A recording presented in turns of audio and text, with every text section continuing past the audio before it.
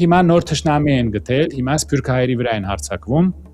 սփյուռքահայերին մեղադրում են, որ նրանք ուզում են գալ իրենց ձայները տալ Հայաստանում, նրանք քաղաքացի են, բայց իրավունք ունեն։ Եվ հիմա սահմանադրությունը փոխում են այնպես, որ նրանք որևէ արտոնություն չունենան ստանալ քաղաքացիություն Հայաստանի։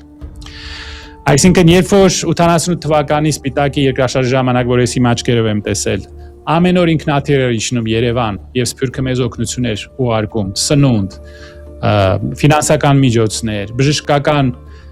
տարբեր սարքեր ուղարկում էր Հայաստան, մենք դա այն ժամանակ սիրում էինք։ 90-ականներին, որ մենք սոված ծառավ մութ ցուրտ տարիներին ապրում էինք, մեր հանճարեղ որոշումների հետևանքով, ատոմակայանը փակելու հետևանքով։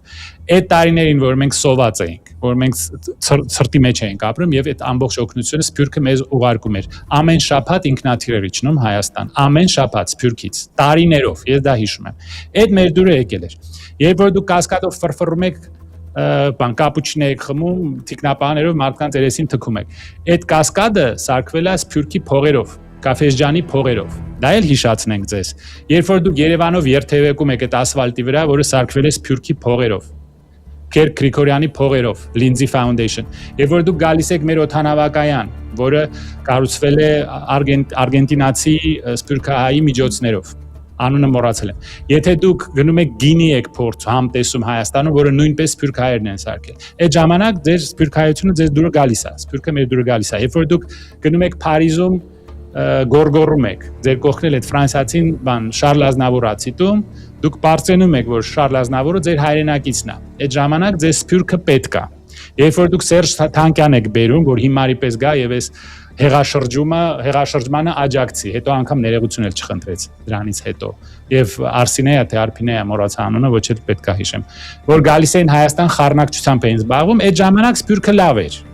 Երբ որ Կոնի Ուեսթը թռնում էր մեր բանը օպերայի դեմի այդ լիճը, ձեր դուրը գալիս Կարապի լիճը, այո։ Այդ ժամանակ մեզ Սփյուռքը պետք էր, իսկ հիմա մեզ Սփյուռքը պետք չի,